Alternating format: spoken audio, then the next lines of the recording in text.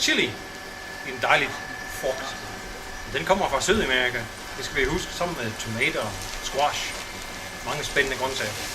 Men chili, vi kender den, fordi den brænder i munden. Det giver smag.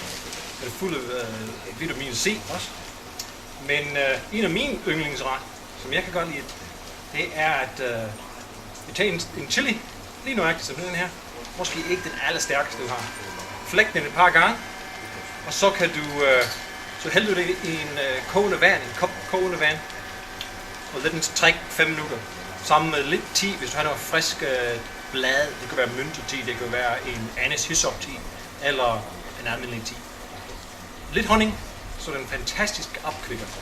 Du får lige så godt en virkning som en kop kaffe, men du får ikke koffein. Den er lidt stærk. Den er faktisk rigtig dejlig. Prøv det.